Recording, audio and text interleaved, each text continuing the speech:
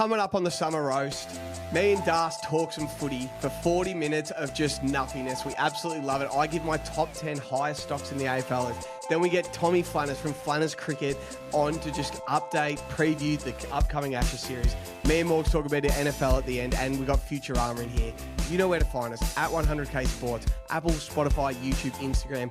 If you like this pod, send it to a mate, send it to your mum, send it to anyone, your neighbour, your dog, whoever. Give it a listen, like, subscribe. It really helps us out. Thank you for listening. Welcome back to the Summer Roast, everyone's favourite off-season pod, powered by StatMate. We talk everything AFL, NBA, NFL, and all things sports around the traps. Jev, it is good to be back. It is great to be back, Das. The second test is around the corner. The Poms are already whinging about the pink ball. NFL's on fire. NBA's on fire. The Lakers are must watch. They've won like 7 in a row. It's just good sports at the moment. And pre-season's happening in AFL, which we just love for some reason. So we just need to put this out there, and I'm sure you guys, you and Morgs will get into a little bit more in the last third, but you are that naysayer at the moment. You have been hitting the bets on the hardwood, on the basketball court. More importantly, the last 4 Lakers games, I believe the last 4 games you've actually had a crack in, we've taken a collect, Jev. You've taken one for the account. Yeah, I've been watching the Lakers. I'm seeing it clear as day. And basically, you just bet on Luka's points, rebounds, assists. Total. So today was the highest I've ever seen it. It was 52.5. He just got 53. If it's anything under 52, go over. Like if it's around that 49, 50 mark, Luka over points, rebounds, assists. You take Rui Hachimura for 2 threes, you take LeBron for 2 threes, or you take Austin Reeves for 2 threes. You get about $3.50. I've cleaned up 4 games in a row on it, basically. Just tripled our money 4 times. Got us out of an NFL hole we were in today. So yeah, it's been good. Been a pretty stiff one for the NFL, wasn't it? It's been a tough slate. We've had some. This is get your season, isn't it? It's like if there's a bogey game, there's too many teams getting done at the wrong time. But Jev, it's now time for everyone's favourite finger on the pulse. The around the grounds in the footy world. It is time for ups and downs. Jev, where are you seeing it? Yeah, the pink ball test starts. The Gabba test starting Thursday, pink ball test. I love day-night cricket, and I love that the Poms and Joe Root are already whinging about the pink ball. They're defeated before they've even faced a ball yet because they know they just can't face it. Mark Wood's already gone down with an injury because he drove all the way from Perth to Brisbane, so he's hurt his foot and his back. So what do you mean he drove? Hey? What do you mean he drove? After the game, he's like, I don't think he knew how far away Perth and Brisbane were. He's like, it's one of those games. I just want to get in the car and drive in silence for a while and get to Brisbane. And all the others are like, brother, you can't drive from Perth to Brisbane. So he's not playing. He's injured. Yeah, it's just, I cannot wait. We are going to give him a touch-up, Das. We are going to give him the belt. And our last Futurama bet, we've got Stark for most wickets as well, into OKC, into Miles Garrett, who's just sewn up Defensive Player of the Year. Yep. This is an all-time bet at $29, Jev, but I'm going to start with a down. We sort of touched on it. Pre-season injuries. We don't want to see players getting injured before the new season has already started. I think we may have touched on it, but our man Ray Romano, Nick Martin, Jev, out for 2026. It's not what we want to see. You see the Bombers, they got a few other injuries. And we look at the Swans, Callum Mills, Jev. Ever since he did that wrestling match, I feel it's just been bad juju for him for the last 3 or so years. Yep.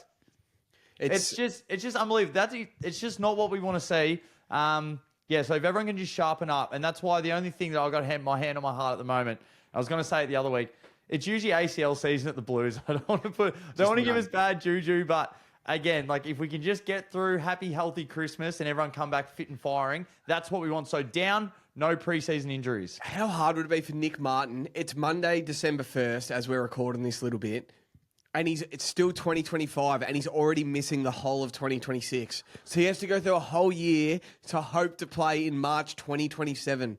What's that? Like 16 months from now. Like that would be tough. Yeah, I'm just hoping you just can't have bad injuries before Christmas. I'm hoping Callum Mills has just felt a bit of a hammy. Take a couple of weeks off, deload a little bit, get yourself right. It can't be that bad. I saw Jordan Ridley's done another hammy. Kyle Langford's on a thing. So it's just like, you can't be, as long as it's not an ACL before Christmas, Just be right after Christmas, basically. Is this an even bigger slap in the face to Dylan Shield? There's injuries left, right, and centre, and they're like, yeah, we still don't have a spot for you. Yeah, call it a day, brother. Call it a day. What else you got?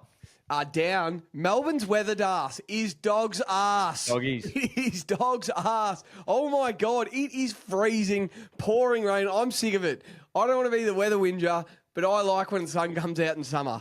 Sue me. I like it when it's hot and sunny in summer. And it is freezing and pouring rain. Where we live, every fucking 15 minutes it pours for a while, then the sun comes out and it rains again. Sick of it, Das. What do you got? Yeah, I've got an up. I'm not sure if I know you've been across the socials, but how good is the Gold Coast meat raffle? Yep. How good is that? They put all the players in, and this is what we usually do one for our NFL fantasy, and we need to do more of them. So it's like, I'm not sure what the website is, but you just have every player put all their names in, and the Gold Coast just do this meat raffle. And Rowley's first day back at training, he won the Brownlow. It's out of the whole team, so I'm all for the meat raffle. Apparently, Jed Walter wins it every second week. Old meat Walter. So I think he runs it. He must put his name in there or like just up the attributes. But I wanted to do some more meat raffles. I think we need to get a sponsor on Jev, especially as we get into our normal Sunday roast. I know we do the summer roast, but how good would it be to actually give out a summer roast every single week? It would be unbelievable. So I'm not sure what meat company wants to jump on board, but we want to start giving away meat.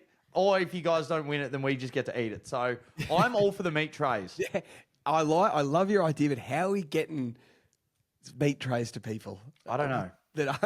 It needs some work, that one.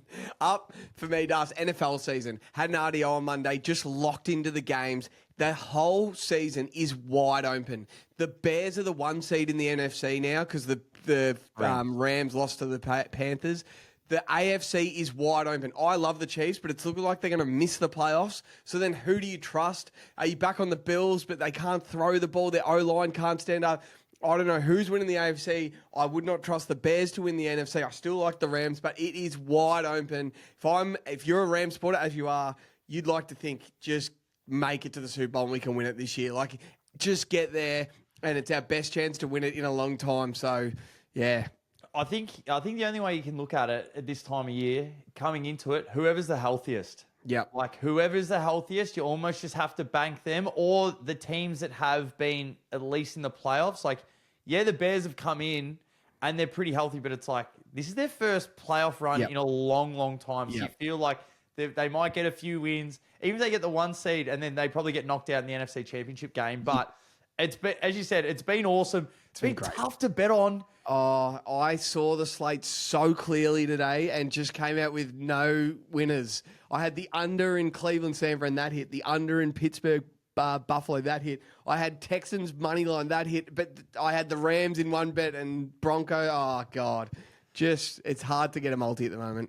I don't know if this is an up or a down, Jev, but Stranger Things is back. And I like it. And there's been some stranger things going on in the AFL world. What happened to Peking Duck? Like, they played in the AFLW Grand Final. They used to be awesome, didn't they? I remember I saw them 3 times in 1 year. We saw them at the Corner Hotel. That's when they had High and a couple of their other songs that escape me right now. But they had that set. They played the first Beyond the Valley. They're in Phillip Island. They were awesome. They played at Stereo. Remember that Carl Stefanovic saying before? Now they're crap. What happened to Peking Duck? Apparently online I'm been reading some stuff. They call him Peking Cuck, which is pretty funny. But Jev, it's some stranger things happening in the AFL world. Apparently Meatloaf was better than them. Yeah, they've gone woke. They've gone woke, Peking Duck. And, go woke, go broke. Isn't that right, Jev? Yeah, and apparently I saw a little bit of the AFLW performance, and Meatloaf was probably better. Das, I've got a down. Okay. And that down is you. You are down, Das, pulling dodgies and trying to pull the wool over your old pal, Jevy. You tried to pull the wool over me last week, and I didn't take the bait, and I've done the numbers myself.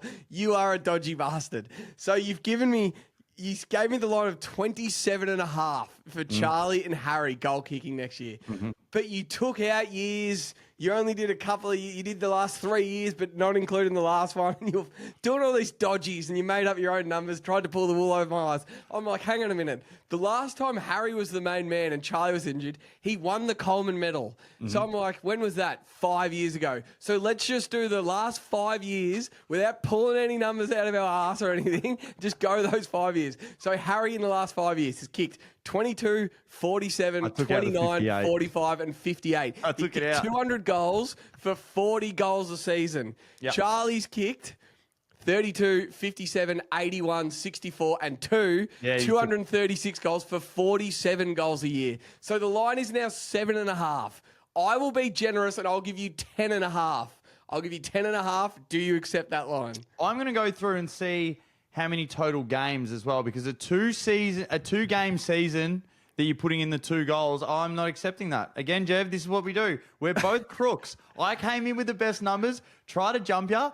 I'm now going to go back, find out how many games, average per game, then we work it out over the season, and then I'll come back to you with a final offer. Sounds good. Just make sure I get to do my own numbers again, because you'll do another dodgy. I try to get you real 7.5. You dodgy. I try to get you bastard. real early on a 20. Jev, we're crooks. This is what we do. Yeah, Carlton are crooks. You are right. I try to pull the wool over your eyes. There has been a few other big things, Jev. And the fact that there are no more AFL pods on at the moment. There's no more. We're still kicking, though. Yeah. This is a huge up. The summer roast is going to continue all summer. Yes. We're going to go through cricket. We're going to go through NBA. We're going to go into the playoffs. And again, we're still trying to come up with some maybe events or some big events, whether it's coming up into Super Bowl. NBA playoffs comes in towards the middle of the year. But guys, do not worry, because the summer roast won't be going anywhere. But one big thing we do want to keep asking is if there's any suggestions on guests, because we do want to get a guest on every single week. So if you guys want us to talk to someone, even if you don't know them, just send us a message and then we'll try and get onto it, because we want to hear back from you guys as much as possible. But that is a huge up for me. The summer roast isn't going anywhere. Jev, do you have anything else? No, that's it for me, Das. And it isn't going anywhere. We're doing it from home. We want to talk footy. We want the mics. We want to hear from you guys. We absolutely love doing it. All right, let's get into the next segment, Jev. So the odds are out, and we know we love talking about, I guess, future bets. We're going to get into Futurama. Well, you're going to get into Futurama a little bit later, but the Rising Star, the Premiership, the Brownlow, we're going to go a way too early trifecta. Let's start off with the kids. They're just coming in. Obviously, you can still win the award if you haven't played a certain amount of games. So Jago, who was my pick from last year, obviously I'm going to roll on from that. But I'll give you the floor first, maybe if you want to say a couple, but then we'll try and pencil in one towards the end. Yes, I've gone to the PointsBet app, Das, and I just love the first look at the odds. So Jagger, this is like Nick Dacos Brownlow watch. Jagger Smith is $5. The next favourite is $9, which is Willem Dersma. So it goes Willem Dersma at 9, Zeke Euland at 9, Alex Taru, the Flying Viking, at 10, Dyson Sharp, my man from the Bombers, at 11, Dylan Patterson at 15, Cooper Duff Tyler at 17, Sid Draper is still a chance at 17. I like the look of that. Hey? Who's next? Job Shanahan, your man at 19, Sullivan Roby at 19, Harry Dean at 21, and yeah, you can go look for yourself. Taj Houghton at $23, a bit further down. Richmond absolutely have one in him. So I love the look of this field, and I reckon there's money to be made, Das. Money to be made. I probably wouldn't take Harry Dean because I think you might have a sprinkle, but he's playing key position. It's bloody hard to play key position as a young man in the league. So you're looking for more of a midfielder. I'm going to take, I've heard a lot, he would have been pick one in any other draft, but everyone knew he was going to Gold Coast. I'm going to take Dylan Patterson, Das, at 15-1. Apparently he's an absolute star, smooth as, beautiful kick of the footy. They compare him to Errol. You look at his tape, it's like, yeah, he looks like he can play. So I like the look of Dylan Patterson, but yeah, there's a few, like Sid Draper at 17. He can obviously play. If he gets out of the sub role, which there's no more sub, starts playing, 3/4 a game, he can play. But I'm going to go Dylan Patterson, Das. Who are you going? Yeah, well, I'm obviously going to have to double down on Jagger. I think $5, if he ends up playing and if he's as good as advertised, everyone was saying this draft isn't as good as last year's. I think everyone, you go back and listen to anyone else. Again, we don't really dissect the draft as much. Everyone said last year's draft was really good. Everyone raved about Jagger, so you have to put money into him. Now, I did a stat I think 2 years ago. the last however many rising stars were either like a top 3 pick or they'd went and at least played in a grand final. Luke Jackson, 2021, won it.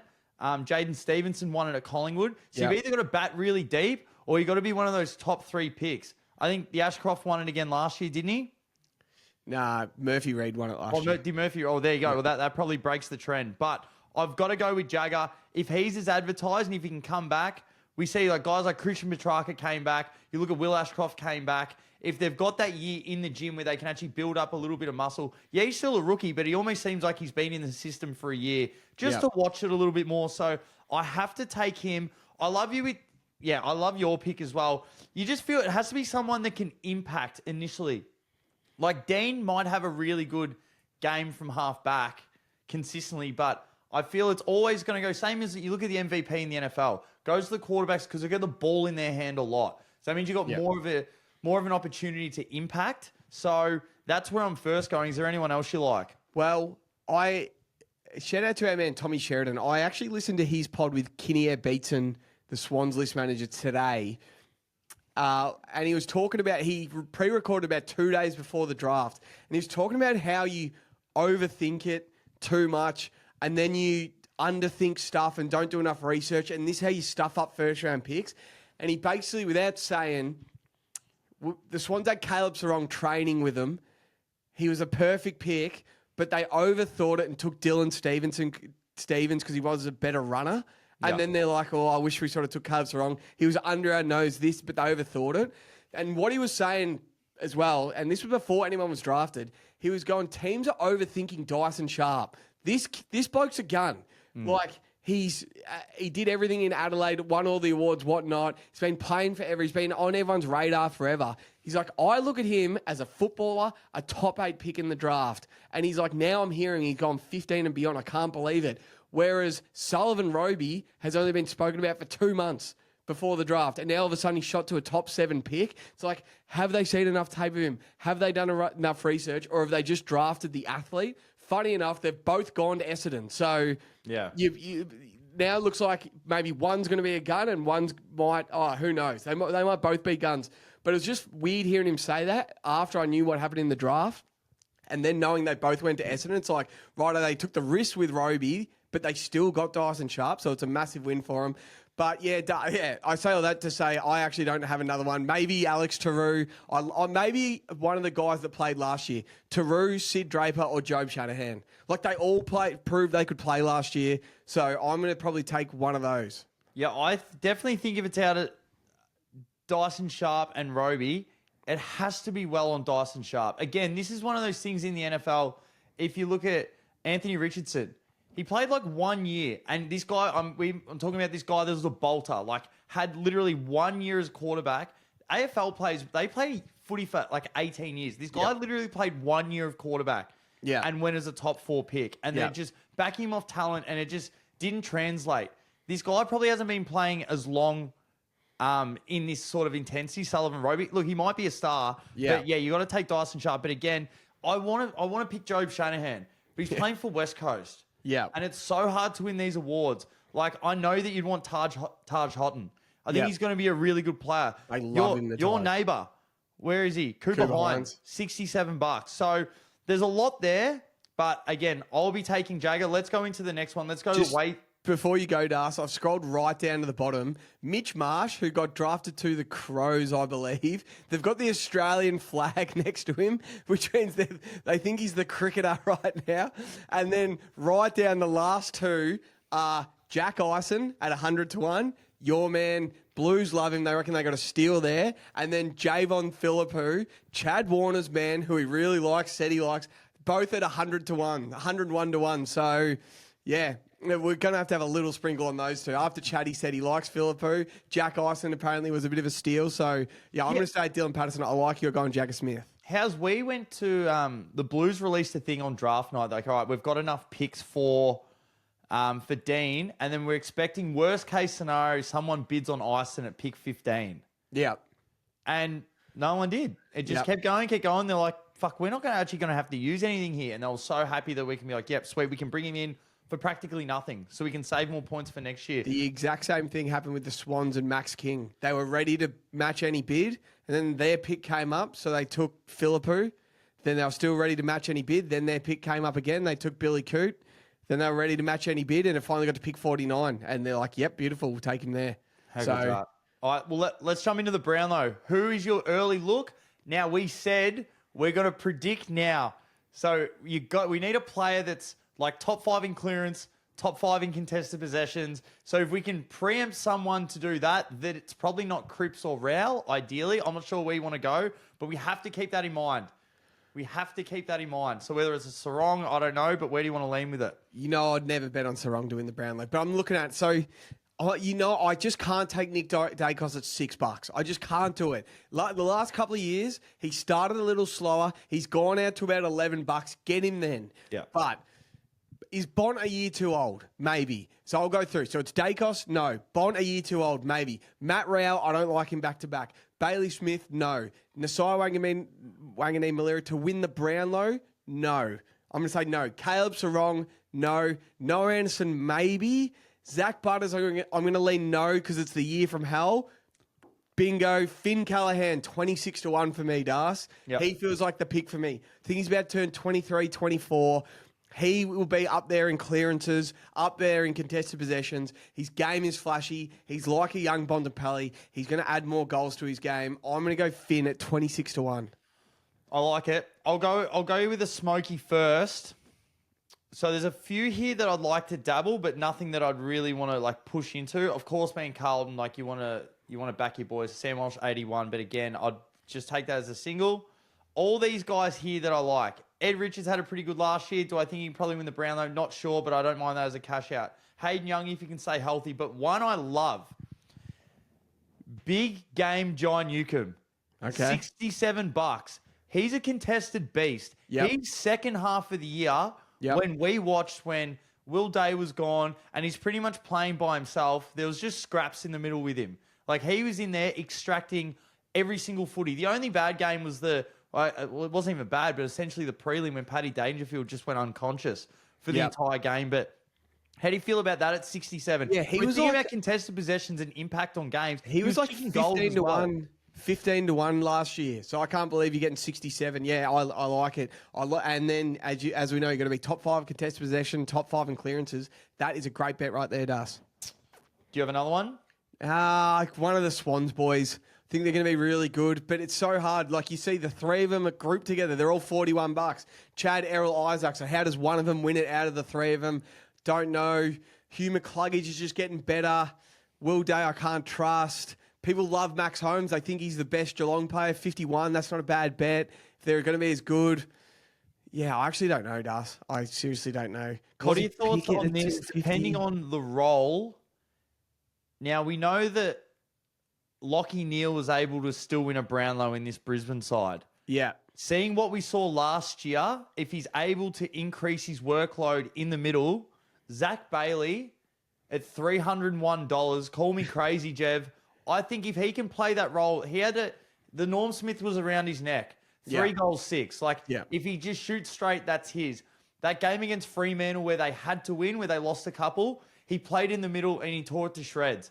Yeah. He's an unbelievable footballer. And if Lockie Neal is potentially taking a step back and does play that role where he's just like, I'm actually happy to play a little bit more sub to get as much out of my body as I can, maybe bat a little bit deeper into the playoffs or into the finals, because we know Brisbane are going to be around the mark, around that top 4 mark. And he would much rather be right at the right time of the year to give himself the best chance to have an impact like he did on grand final day. So I don't think Lockie Neal, it's too crazy to say that he's actually going to take a step back. Zach Bailey's in the year where he wants to earn as much money as he can. Yeah. And for Brisbane, if they know that he already wants to go, they're like, well, let's give him the best opportunity to play, and then we can maximize what we can get in return.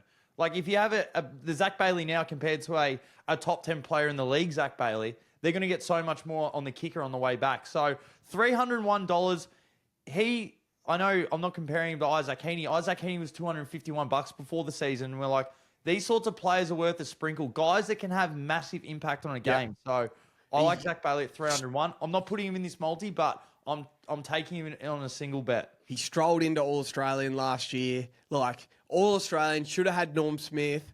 As you say, if his workload ups and Lockie Neal's downs a little bit, Will Ashcroft is a superstar, but I can see it for sure. I can see him just going hot to start.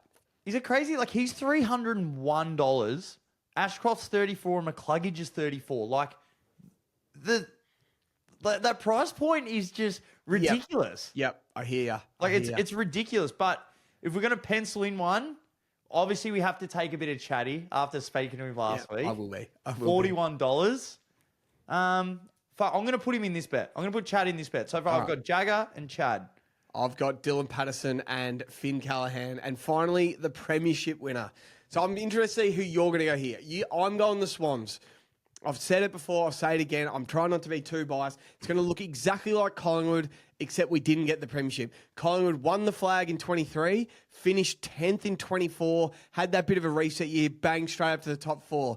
Yes, they lost prelim final weekend. Swans lost the grand final in 24, had their reset year, their injured year, finished 10th, bit of a softer draw. Everyone's fit and healthy. We've added Charlie Curnow. We're going to be shooting straight back up, hopefully be their prelim final weekend, and anything goes from there. I love the 10-1 odds. I love that we're about 5th, 6th favourite. I'm going to take the Swans at $10 starts. Who are you taking to win the premiership in December 1st? The Gold Coast Suns. Gold Coast at $9. I love it. Yeah, they've improved. You can already see like the little promo they do after the grand final. And like as soon as the game's on, they're in the change room and they're like, look, that they nailed the offseason. They went out, they grabbed their guys. They got Hewlin, they got Dylan Patterson, who had a massive impact in this final series. Bailey Humphrey, how happy are they that they kept him in the club? Yeah. Like they brought in Petrarca. These guys have all had an impact. Rail and Anderson have gone to another level. They won those finals last year. I think that they just go through, if they can finish top 2, the finals comes through them, and then they're there on grand final day, and you got to give them a shake if they go. They got stars everywhere. Yep. Absolute stars in every single position. Leo Lombard didn't really get on the park last year. You got a lot more of these younger guys. They've just got talent everywhere. Yep. And I'm not comparing them to OKC, the Thunder, but they've got unlimited picks going forward. Yep. And it looks like they've got so much depth that if someone comes out, they're just ready to come back in. So I'm taking Dylan Patterson to win Rising Star. He still has to beat out John Noble and Dan Rioli from the half back line, basically. Like he might not be in the round 1 side. Leo Lombard won their 2K time trial. I don't even saw that clip. There's a clip of Dimmer Hardwick today saying, they've got the Brownlow medalists. They've got 3rd in the Brownlow medalists. We are celebrating the other guys that got to come with and build around the edges of these guys. And we're all going to another level. And it's just like, they just know. They know they're ready to win. I know Dimmer knows this is like a Richmond feeling. What does your multi-pay, Das? Mine pays $3,900 to 1. I'm having $3 on it to win $12K. Yeah, mine's $1,800. So I've got Chad Warner at $41, Gold Coast at 9, and Jagger at 5. Great. What do you put on yours? $3. I'll put $3 on mine. Use the odds boost. What does that get me? Odds boost gets me 2,100. Beautiful. 6,000 return. Let's go. How good's that? Good. How good is that? Imagine that. Imagine that grand final day. Oh, that'd be so nice. That would be awesome. So, guys, let us know in the comments. Is there any early bets you guys are looking for, or is there any trends? Obviously, there've been the contested ball winners to be Brownlows. Is there anyone that we're missing in the Rising Star, or is there someone that's just a clear favourite? Are we idiots for not picking Brisbane? Obviously, I'm not picking Geelong. I think they're going to be way unders. But, Jev, it's now time for a new segment. The new best list in all of sports. Jev's top 10 highest stocks in the AFL list. Give it to me. I'm a little nervous about this list, Das. I'm a little nervous. Lists are always hard work. But I've gone my 10 highest stocks in the AFL. So, if you're trading for them or if you can get them into your club, these are the top 10 every club would want, basically. Okay. At number 10, Das, I'm going Harley Reid. 20 years old, has glimpse of a superstar, then had a season that he wasn't professional enough. So we know he's going to be a gun, but does the off-field stuff and the professionalism come with it? So he's number 10 until he goes back-to-back consistent years. I think there's 10 better than him. 20 years old, he's going to be a player. I love that he stayed at West Coast. At number 9, Das, I'm taking Jason Horn-Francis. 22 years old, superstar. I just don't like his personality as much as I like the rest of this list. I just don't. It's not saying I don't. He doesn't feel like face of the league, superstar, best player, undisputed best player in the comp to me. But he's a proven gun, and he has been for 2 years. When he's fit and healthy, he's a star. 22-year-old. Every club would love him. He looks like he feels at home at Port. They're about to hand him the keys at Port Adelaide. Let's just hope he has a massive season this year. At number, 9? Yeah, At number 8, Das, Errol Gordon. 23 years old. Bit of a blimp last year with the injury, but he still finished the year averaging when he came back 30 and a goal when he's Fractured played. his ankle. You got to give him a break. Fractured his fucking ankle. We've said this before. He is on pace to nearly be the greatest wingman of all time. He's 2 out of 3 All-Australians or something. He's a star. Kinnear Beatsman today on that pod I listened to, Britt going back, said they reckon he on-field coaches better than nearly anyone they've seen at the Swans. They could see him being the next Michael Voss, Craig McRae. He could be the senior coach of a football team. Still 23, young as, fit as, runs all day, beautiful kick. He's number 8. At number 7, Das, Nasiah Wanganeen-Malira, 22 years old, face of the franchise, highest paid player in the comp, went to another level last year. He is going to be in demand. Every team would absolutely love him. He's a gun. Can't believe he's 7, but there's some good players, Das. At number 6, Aaron Cadman. Pick 1, 21-year-old, key forward, emerged onto the scene last year. When he kicked that bag of 6 on the Lions, when he just did some stuff last year that you're like, this kid can play. I spoke to him on Toby Green Tuesdays. He refused to sign the contract that they put in front of him because he's like, I'm betting on myself because I believe in myself because I know what I can do. Now it's just they just put the games into him when he was getting his ass kicked, but they had Jesse Hogan with him, so he had crappy games for 2 years. Now it's if Jesse Hogan gets injured, it doesn't matter anymore, does it? He looks like a key forward ready to play the next 200 games and dominate. He's got a Coleman in him for sure. 21-year-old key forward who's already played probably 50 games. That is a high stock, Das. Absolutely love him. So that gets me to number 5, his teammate, Finn Callaghan. 22 years old, borderline Brownlow medalist, All-Australian last year. I said this last year, will Harley Reid ever have a season better than Finn Callaghan had last year? He was sensational from start to finish. 30-2 to open the season. Had that a couple of times. I saw him tear the Swans to absolute shreds one game. He looks like he's just going up. He's big like Bontempelli. He's explosive. Love the look at him. He's number 5. At number 4, Das, the kid, Will Ashcroft. 2 Norm Smiths, 2 premierships at the age of 21, getting better, super confident in himself. He's going to play in a good team forever. He's going to be good forever. How good's this kid going to be? Sky's the absolute limit. Does he have a Brownlow in his future? Pretty much, yeah, he's going to be good. At number 3, don't know if this is controversial. I'm going Riley Thilthorpe, Das. 23 years old. He's going to play till he's about 35. He's 200 centimetres, 100 kilos. He could dominate in 2026. Dominate. Just be too big and strong for some teams. Saw it in glimpses. Sometimes they played him too much ruck this year and he goes missing in games. Just keep him out of the 50. Get Tex out of there. If he ages anything like Tex, who's 35, 36 going into this year, at a 23-year-old, 100 kilo, run all day machine, key forwards don't grow on trees. Any team would love Riley Thilthorpe standing in the goal square for him round 1 next year. He's a brick shithouse. I'm going Riley Thilthorpe. At number 2, Das, Nick Dacos. 22 years old, best midfielder in the comp, doesn't really play bad games. Tassie are going to offer him 20 mil for 8 years or something. Should be a 2-time Brownlow medalist, isn't, already a premiership player. Sky's the limit. Are we watching the greatest player of all time? Are we watching Ablett? I've asked you this before. If you have the choice of Dacos's career with the unknown or Ablett's career with what you know, who you taking, it's going to be very similar. It's probably going to be 2 Brownlows, 2 premierships. I don't know, but he is a superstar. His numbers are as good as anyone. Collingwood players wouldn't trade him for the world, but I've got one person better than him, higher stock than him. They're going to be one of the best players we've ever seen. Number 1, highest stock in the AFL is Sam Darcy, Das. 22 years old, 208 centimetres, he walks on the field and he kicks 3. He's a unicorn. I've got him as like a lock to win the Coleman next year. You know how high I am on him. I've said before, if I was Tassie, I would trade 10 first rounders for him. I just think he is basically the perfect player. I think every team would trade anything to get him in their list. He's an absolute unicorn. He's my number 1 stock in the AFL right now, Dust. That is my top 10 list. I'll quickly go over it again for you.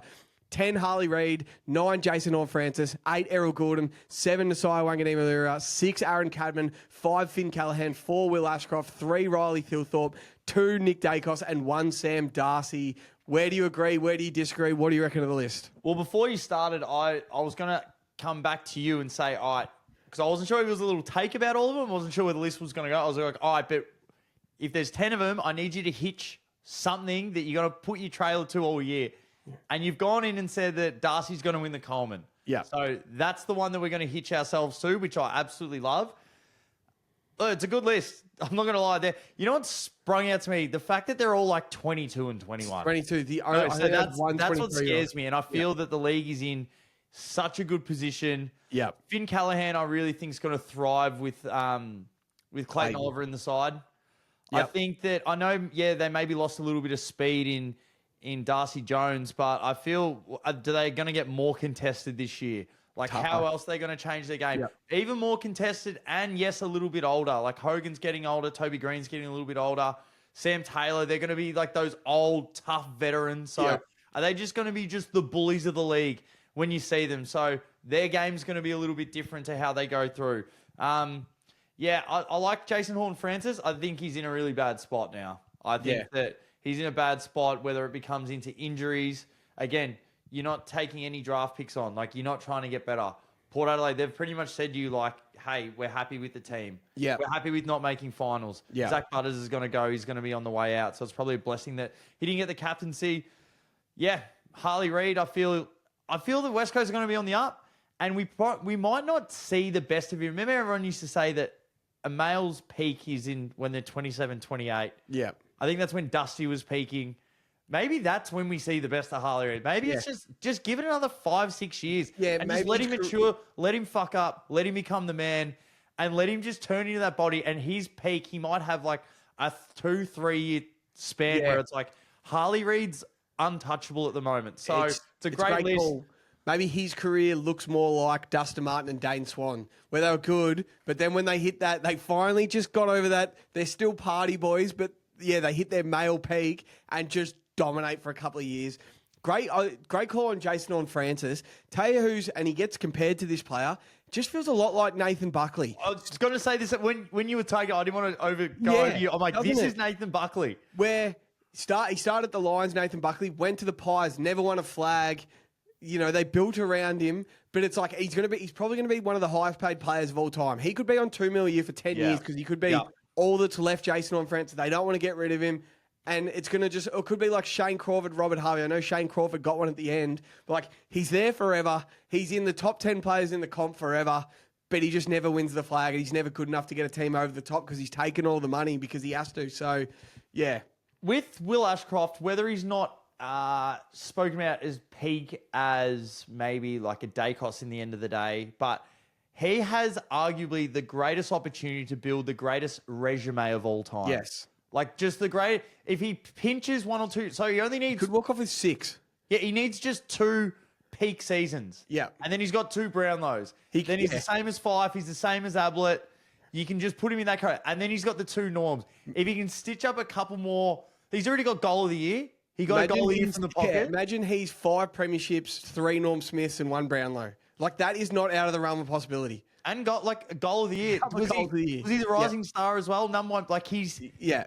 He could just be the resume collector. He might have a game where he breaks Sheasel's record, so he's got the most touches in a game because he's a ball magnet. Yeah. You could just look back and you're like, this kid was fucked. Yeah. So, no, I love the list. Let us know. We'll actually make a graphic for it. We'll put it up. We'll see if anyone disagrees, if anyone's higher or lower. Nas as well. I can't believe how young he is. Yeah, he's going to be he's so good. He's so good. He feels like he needs... Don't know if he can be the absolute, like... Man. The man. we're going to see it this year. He feels like he needs players around him. Like if he did land at Port Adelaide, he was playing this year with Butters, Rosie, and Horn, and then he got to be himself. He could be on Brownlow watch. But now that he's on the $2 million a year, I'm interested to see what it looks like. But he's a star.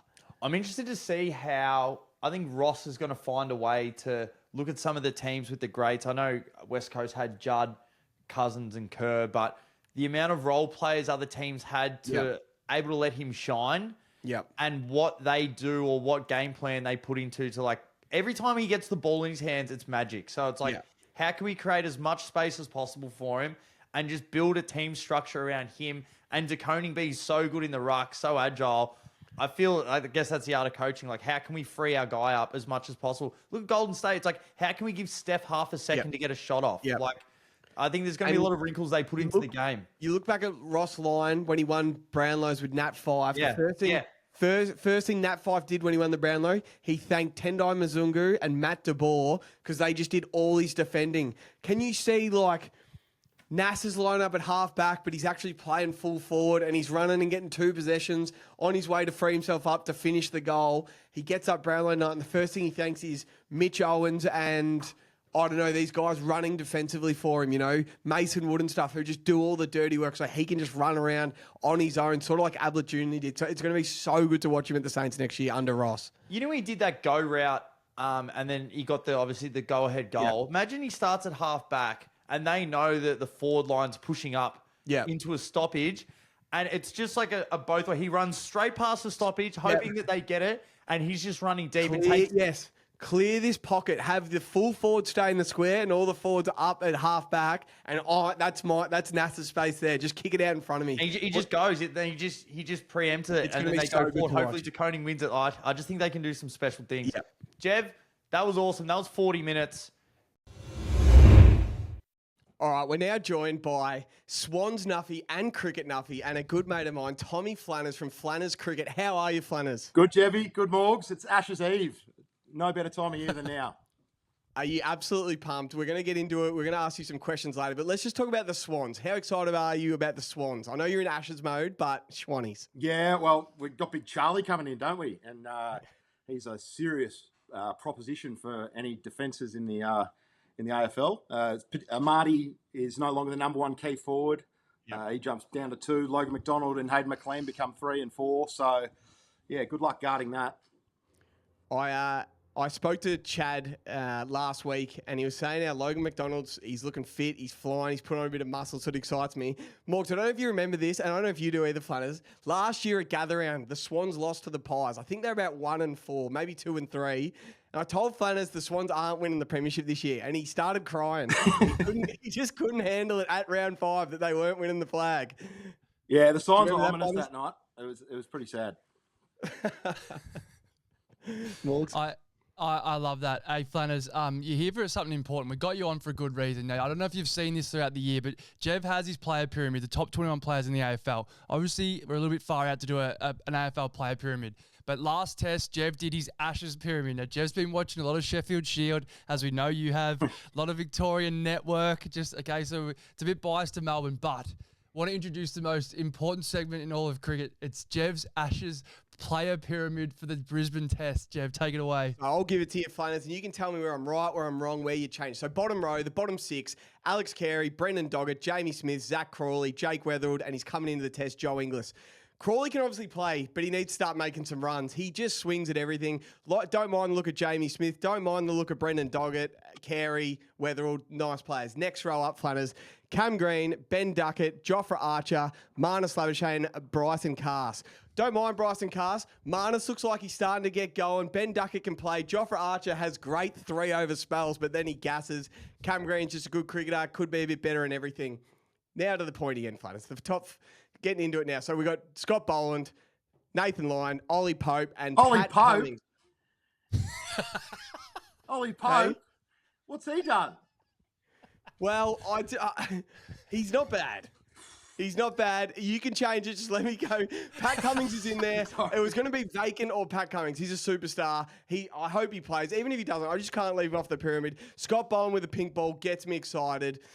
Next row. So this is just out of respect, but they've got to make some runs. Harry Brook, Joe Root, Steve Smith. Steve Smith was fine, could have made some more runs. Joe Root needs to start making some runs. Harry Brook looks like a serious talent, but he just swings at everything. It's amazing to watch. Top of the top, second row, Travis Head, Ben Stokes. Ben Stokes is a good cricketer. You know how they say a fifer is a batter's ton? You can't luck your way to a ton. I reckon Ben Stokes' fifer was a bit of fairy dust. It was the worst fifer I've ever seen.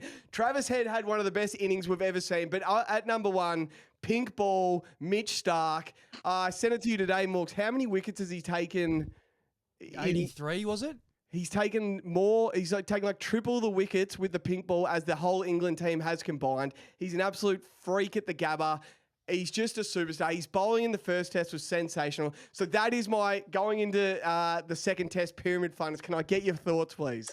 Yeah, I'm going to pick this to pieces now. So Cam Green, Alex Carey, Marnus Labuschagne, all above Ollie Pope. Okay. They all go up, I reckon. Stokes, you said it was the worst fifer you've ever seen. I want Boland above him, and I want Smith above him as well. Rudy hasn't done anything so far in this series, so he can probably drop down a touch. I do like Head and Stark at the top, but yeah, there's a few things that I could pick out of that. I'm probably showing him a little too much respect, aren't I? Like, I went through it, I'm like, the Aussies are just better than them. But I'm like, their history, this Harry Brooks bloke, he can bat it anywhere. But yeah, our players are just better than them, aren't they, Funners? They are. Well, the team's just better. England just don't have the application to bat in Australia at the moment. So none of those batters at the moment, I think, are deserving of top spots on the pyramid. But it is your pyramid. It's not mine. I'm glad to give some part. I want to give some context to it too, Flannas. So every pyramid is based on the past, the present, the future, and the now.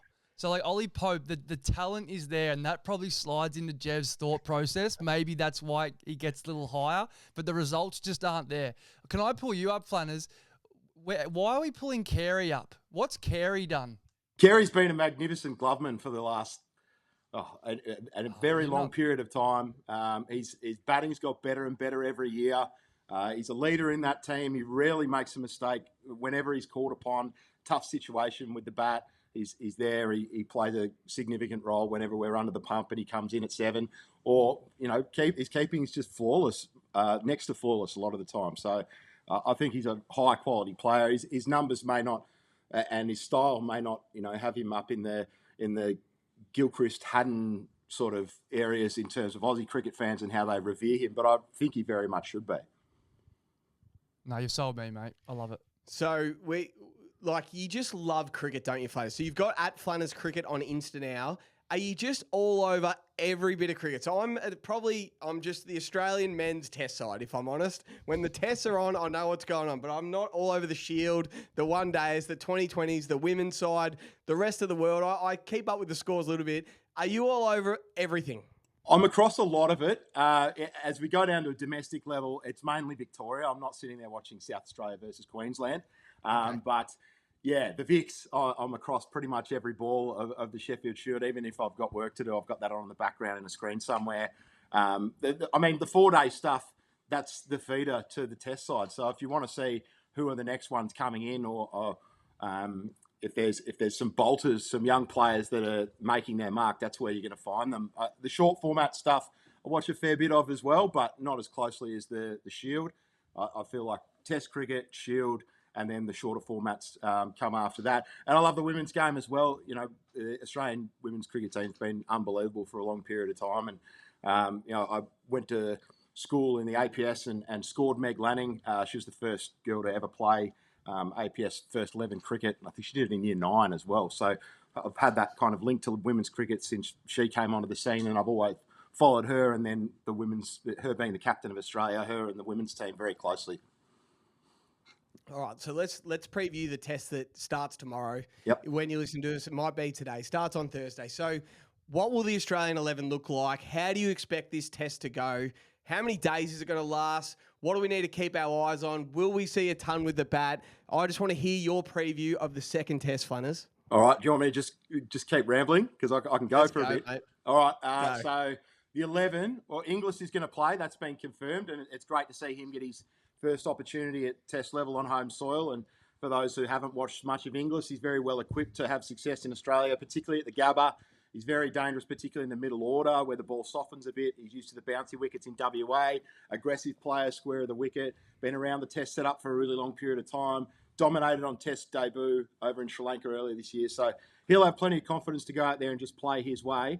I feel like if we bat first, off the back of what we saw in Perth with Heady opening, smashing 123 off 83 balls, I dare say Trav opens with Weatherall. We try and attack in that first session during the day. And as has been par for the course in these day-night pink ball matches, you'd like to get runs on the board if you bat first and then attack at night with the pink ball. So I reckon the go's probably Heady and Jake.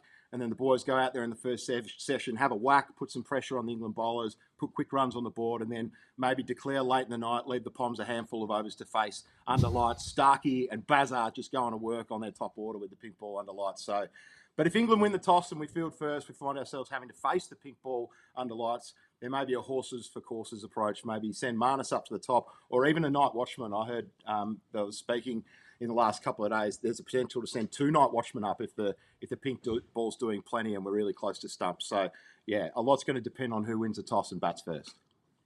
On the openers, on Flannas, does it scare you a little bit? I know Trav Head, and I don't want to bring that innings down. That'll go down in folklore. Does it scare you a little bit, his technique at the top of the order? His dismissal in the first innings was horrendous. His feet were in the air for about 6 balls in a row, and then he just spooned this horrendous. He got out in an English kind of way, really. Then obviously he comes out and he's the counter puncher. I just wonder, do we want him at 6 to play that counter punch role, or is he susceptible at the top of the order? Well, I think the pink ball probably plays into his strengths a bit. The way pink ball tests are designed with that day session and then the night session. If Heady is we win the toss and we bat first and Heady's out there opening, you generally want to attack and get runs on the board, so you could potentially declare and then get England in under the pink ball under lights. So him being aggressive at the top of the order, he likes facing the new ball. He's done it in limited overs cricket a bunch of times. He's done it in test cricket a fair few times as well. So I think the pink ball probably is suited to him more so than the red ball in terms of an opening position. And Weatherall as well, he can go out there and attack, play his own game. Marnus is generally free-flowing at the Gabba. That's his home deck. He scored 300s for Queensland already this year at the Gabba. So I think Australia will look to go with that attacking style if they are to bat first during the day session. And then as we head into night, probably, if they've got 350, 400 on the board, maybe look to declare and put England in under lights. So if it was a red ball game, I'd say your concerns are valid. But with the pink ball game, I think Heady's probably well suited for this role. The thought you're putting into it is great. Sorry, Jev, just one thing on the back of that. The way you're sort of talking about it, it's like you're splitting the day into 2 innings, and I love that with the pink ball, which I think is so smart. And I just wanted to quickly crowbar this in. So many people were saying that we're not going to... I was talking about having beers with a few blokes Saturday Arvo, which would be day 3, and all the text messages came back saying, yeah, well, if we get day 3, which is such a real concern coming off a day 2 test. So I got 2 questions for you. One is, how many days do we see? Do we see 3 or 4 days? And then secondly, we've gone out and got a market, so a custom market with the powers that be. So essentially, and I love odds because it's what whoever makes these markets, what they think. Essentially, I asked them, do we see day 4? So more than 3 days. Yes is $1.70. No is $2.10. Yeah, I like that market. And I tend to think no, particularly if Australia bat first. I think if Australia bat first, the game's not going to last very long. It's going to be similar to what we saw in the first test.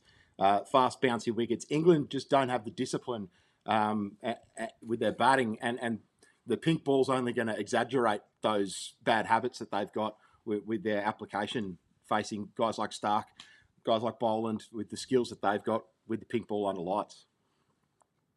It's just great stuff. I love that the call is we're batting first, we're making 350, and we're bowling tomorrow night.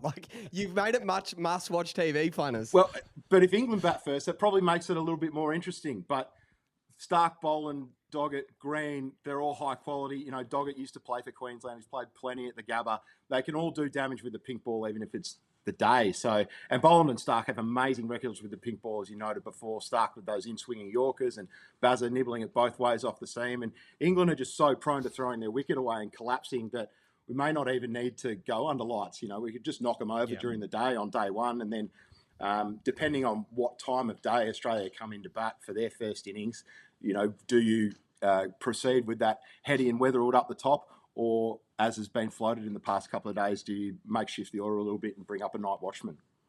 Is it fair to say if England do bat first and they are a little more disciplined and they do get to sort of the night session and the ball's a bit old, they can tee off on us, or are we too good for that sort of thing? I just haven't seen it so far from that. Like, they capitulated in Perth. Like, they're so prone to throwing their wicket away with this Bazball mentality they've got, and they don't want to, they want to double down on that Bazball thing that they're doing. Yeah. And, it's to their detriment. Like, that they make poor decisions, they play rank shots, they gift away their wickets, even if the bowling isn't at its absolute best. It's just they want to throw the bat at everything. Doesn't matter what time of day it is, doesn't matter whether it's Stark on a bouncy wicket, like, they're going to throw hands at it. So, yeah, I just can't see them having the application to go the journey like Australia do. Australia win sessions. They go through the whole 30 overs with that, dogged determination to win the session. Yeah. Whereas England, they have like their fleeting moments where they get on top of the game for a few overs, but then they do something stupid and they just let the game go by the wayside. So I just haven't seen that ruthless, session to session mentality from England for a little while. And in Australia, it's the hardest place if you're not doing that properly. Yep. Mate, they need to get you on Fox Sports, honestly. The Australian bias, but the great analysis put together is just the perfect preview for this. Like, I am pumped up. The amount of time that we're just going to knock them over. We're making 300. Like, as Jev said, you have made this must watch. So I just want to leave you with this. So player performances, we love this. Couple of markets. So the player of the match, mate. Who's your player of the match? Today it'll be kickoff. You mentioned it before, Stark, 81 wickets in 14 day-night tests. He's had five wicket hauls. With the red ball, he averages 29. With the pink ball, he averages 17. So a Starky first innings fifer, whether we're bowling under lights or even if we're bowling at England during the day, I think that's on the cards. He loves the pink ball. One thing I know about the Gabba every year, when it's usually the first test, they say, are we playing 4 seamers or 3 and a spinner? And you always play the spinner, but they talk about 4. Will England come in again with just the 4 seamers? And are we going to see Pat Cummins play, Flannas? I believe England have already said that Mark Wood comes out and Will Jacks is going to come in for his first Ashes Test match. Now, I've seen Will Jacks, bowl his part-time offies for Surrey over in the county championship. Coming over here and bowling to Travis Head day one at the Gabba is a completely different proposition. I'm not sure if he's ready to go for that. But look, it's going to be a baptism of fire for young Will, and good luck to him. So Will Jacks bowls pies. $23 he is for player of the series. $23. Could I know you're not a big Ollie Pope fan, but Ollie Pope at $26, Flannas. Could I just tempt you in just a back-to-back, like a 70 and a 90 and a pink ball and take it away at 26, or am I laughing? Archer's the only one from the England side that I reckon, he might be dangerous with the pink ball if he gets up and going. But I'd rather look at maybe Heady, Boland or Doggett as even Marnus. As I said, he scored 300s at the Gabba for Queensland already this year. Those are the guys that I'm probably looking at. But Heady's the one. If we win the toss, bat first, he opens, he gets set early. He can set the game up and break England in a couple of hours at the start of day one. Oh, God, I love that. Can you please... Can you predict Zach Crawley's 2 innings for me, Flannas? Naught chopped on and naught LBW. He just can't help himself, can he? He just swings at everything. We're coming up, Flannas, after we speak to you, we're going to do a Futurama. We've been doing this segment the last 3 weeks now. So basically just a combined amount of futures markets that you can't multi together, but we get them done. The first leg, Jev doesn't know what the Futurama is. I took it upon myself to get it done this week. The first leg I'm going to reveal is Mitchell Stark over 2.5 wickets in the first innings was $1.75. Yep. Responsibly, of course.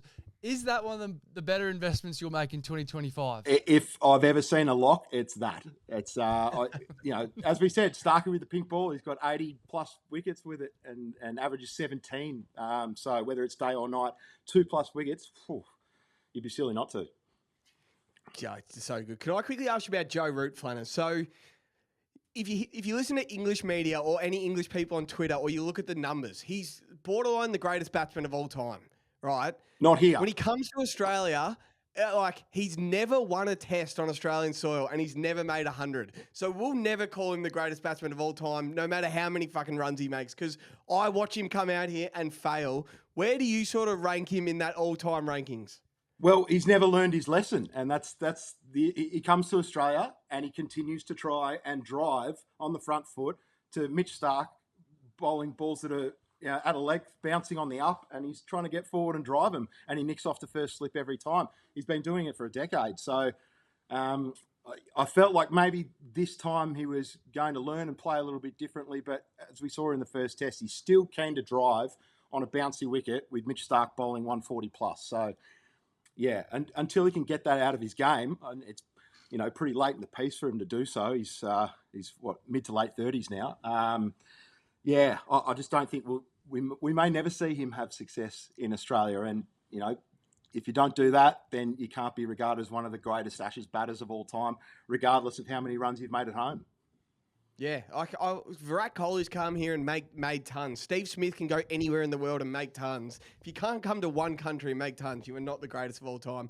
No, absolutely loving the passion through the camera, Flannas. Hearing you talk about cricket makes me that excited. So we win the Brisbane Test, yes? We win tomorrow, or will we win the next 5 days? Yeah, no, we win pretty easily, I would have thought. It doesn't matter which way the game pans out. I think Australia win pretty comfortably. Maybe by an innings. Adelaide Test? Adelaide Test? What happens? Adelaide, we may get a flatter track, and that probably plays into Bazball a little bit. But look, with Pat Cummins, he's fired up in the nets. It looks like he's just about ready to go.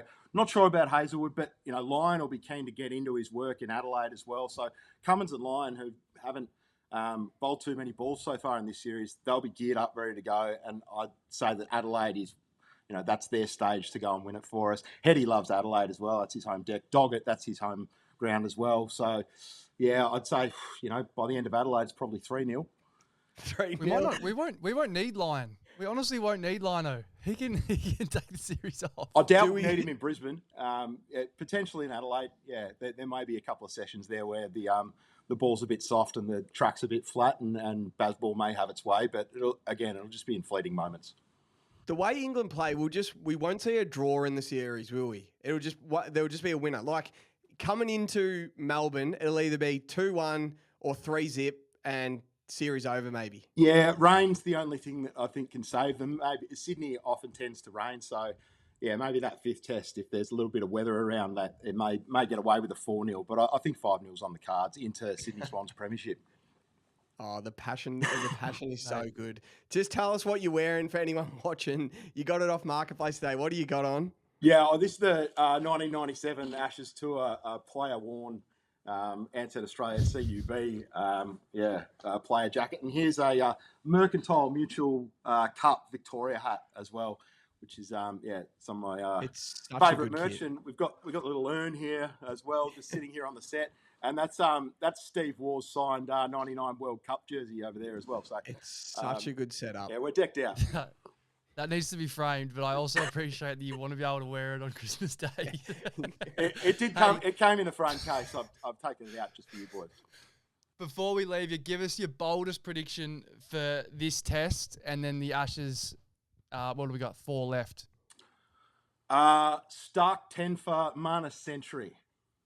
Right. I don't know what the market's got that at, but I reckon Starkey 10 for in the first test. I reckon he could go again and get another 10 for with the pink ball. And in the second innings? Second innings, we like in the second innings. Another 10 for. Another 10 for. No, I meant across the match. I know. I'm winding you up, big fella. I think I wouldn't be surprised if Josh Inglis has success. He'd be really hungry to nail down that spot. There's a spot there now. Uzi has gone out. Webster hasn't got back in.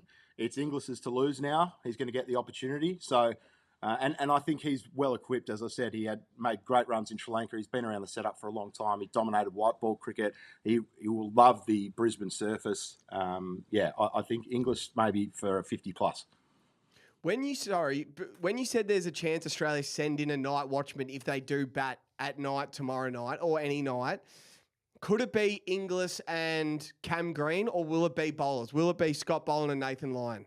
I think it could very well be Boland and Lyon. Like say England win the toss, they bat for the majority of the day, and they send us in with 4 or 5 overs to go under lights with the pink ball and Jofra Archer.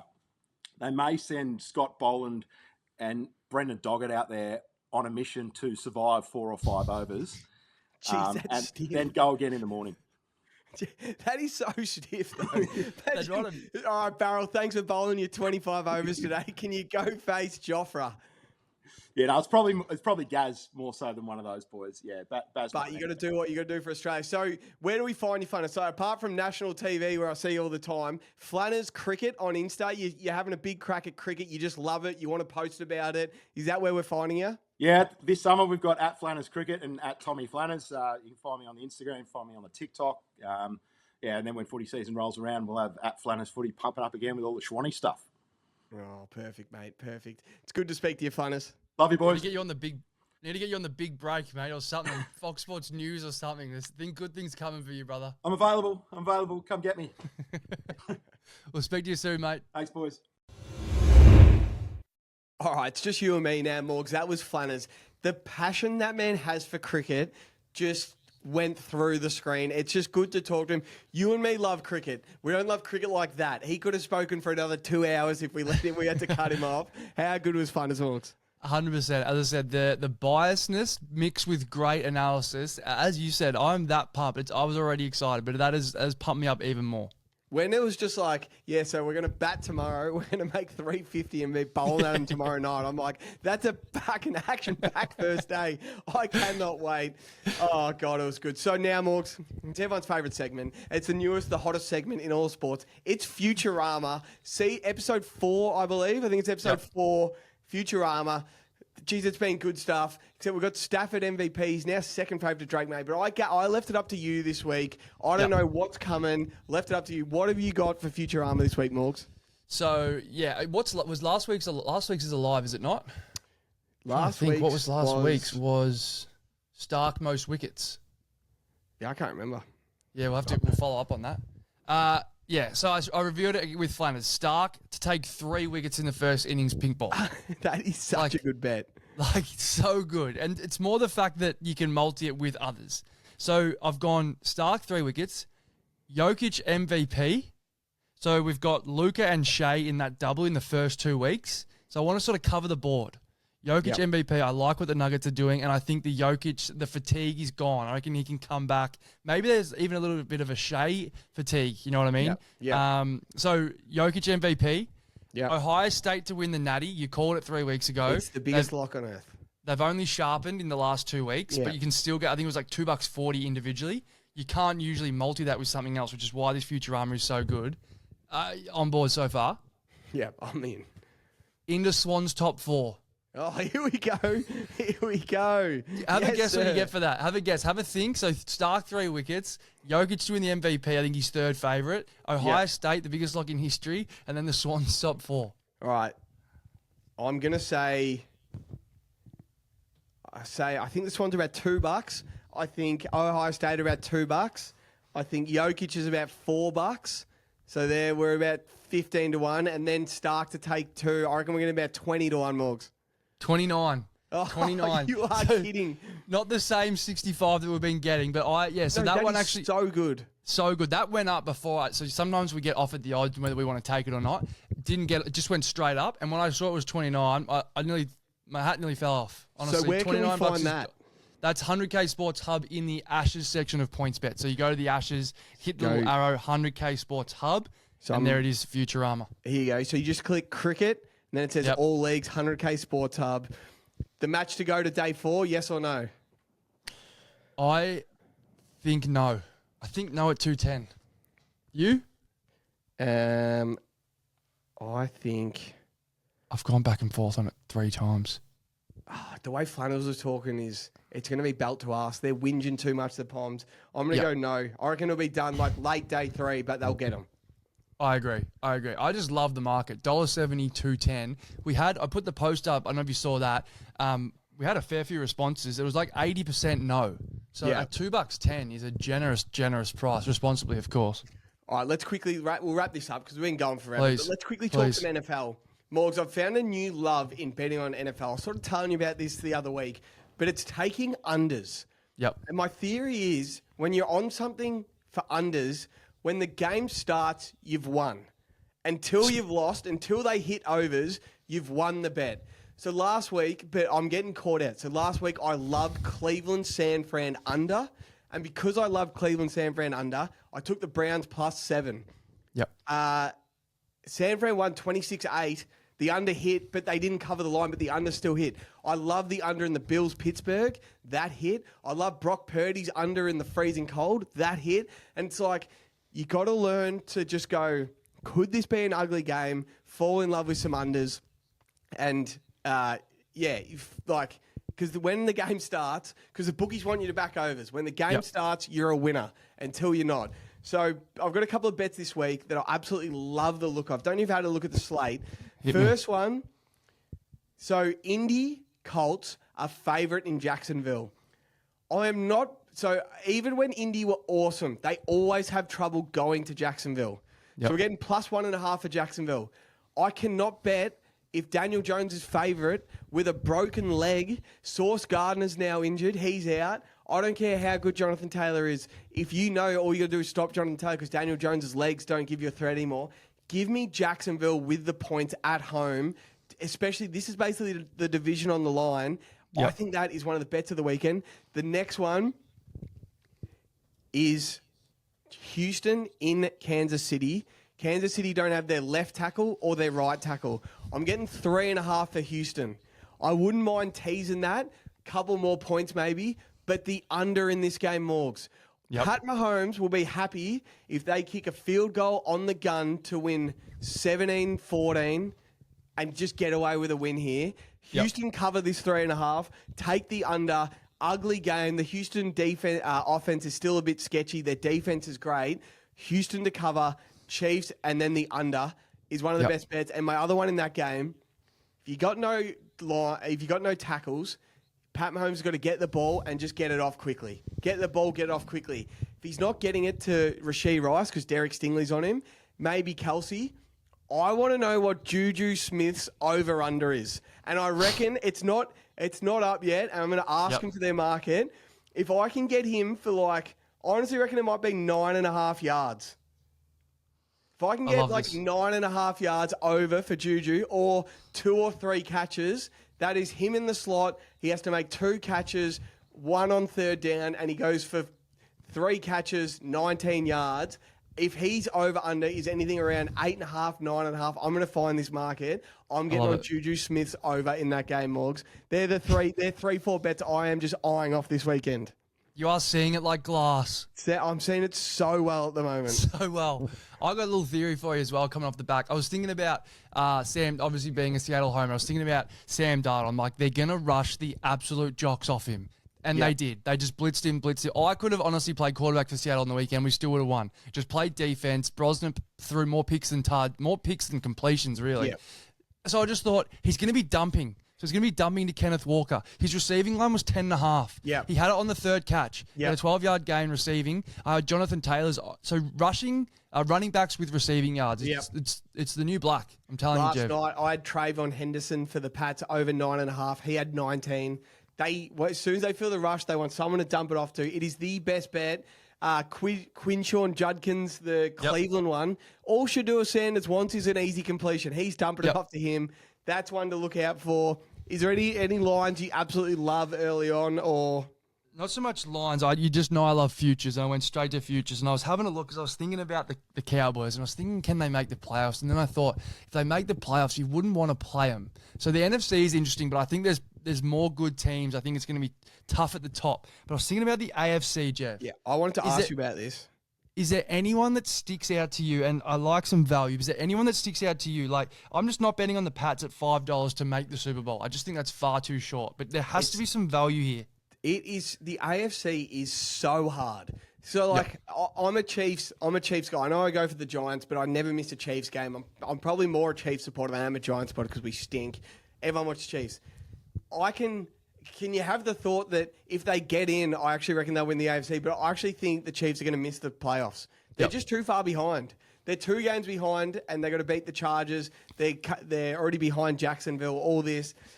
I know I've been flirting with it, Morgs. Cincinnati Bengals at 51 isn't out of this world. So they're on 4 wins. The Ravens are on 6 wins, right? They've already beaten the Ravens once. They get them again in Cincinnati. So if they win that, say they're on 5 wins, the Ravens on 6 wins. The Ravens still have to play the Steelers twice. So if they split them, they could all finish on 9 wins, and the Bengals will have 2 wins over the Ravens, 1 win over the Steelers, and get in from the tiebreaker. If they go on a 5-game win streak, their schedule is fine to go. You just got to go. I'll quickly give you the Ravens schedule here. I know we're talking. I like crap. it. Oh, I've got the Bengals schedule here for you. Who are you getting? So Bengals, I got Bengals. So they play the Bills this week. So if all they're going to do is the 51-1 won't be 51 if they beat the Bills this week. Is what I'm saying. Correct. So if they get the Bills this week, then who? Then the Ravens, which they just dog walked, and it's in Cincinnati. Joe Burrow looks great. Dolphins away. They should just win. Bengals, Cardinals at home. Win. Browns at Browns. Win. Sorry, Browns at home. Yes, win. That's just a win. So if they beat the Bills this week, it won't be 51-1 anymore, is what I'm saying. And all they need is to finish on the same record as Baltimore or Pittsburgh, and they'll get in. And then if Mahomes doesn't make it, Joe Burrow is the only other player in the AFC that's won the AFC before or gone to the Super Bowl. He's the only bloke that's beaten Mahomes in the playoffs, and he's the only bloke that's gone to the AFC, to the Super Bowl. So I just trust him. So this is the Ravens schedule. Where are we? So they've got the Steelers at home this week. Then they're at the Bengals. Then they've got the Patriots. Then they're at the Packers. And then they're at the Steelers. So they can beat the Steelers this week. And if they go 2-2 or 1-3, I'm telling you, the Bengals can catch them. And no one trusts the Steelers. They're done. So I actually think the Bengals can win the division and win the AFC. And they're 50-1 right now. And I think you need to David King theory it. You need to put it on 3 times because you can cash out. I just had a look on the future. You can cash out because they pay $9.25 to make the playoffs. Yeah. So I don't think that's the bet you want. You want the cash out. You want the 51 to win it. And because if they get there, you want to keep riding that. Just the $9. I don't think that's enough. I'm doing it right now. I'm having $10 on them 2 times because I already backed it the other day. Let's go. There's your third. Hey, that's a hell of a show. It's a hell of a show. Me and Das talked some crap at the start. Flannas got us into cricket. A little bit of NFL. It's going to be long, but it's going to be, hopefully, people are listening. Shout out to the Bean Shoot, had his ankle put together today. His foot's like an Odyssey putter now. It's fused, so he'll putt with that. He only uses a 4-iron on the fairway, and he's just going to putt with his ankle. Yeah. Which I can't wait to see. Next week, James Rendell, Notre Dame punter. And then, I actually don't want to tease the guest. We've got a huge guest coming just before Christmas, Jev, which really excites me. But our history with announcing guests is horrendous, so we just don't do it anymore. Good job by you, Morgs. You're a good egg, mate. Good work, mate. What are you prepared to lose today? For free and confidential support, call the number on the screen or visit the website.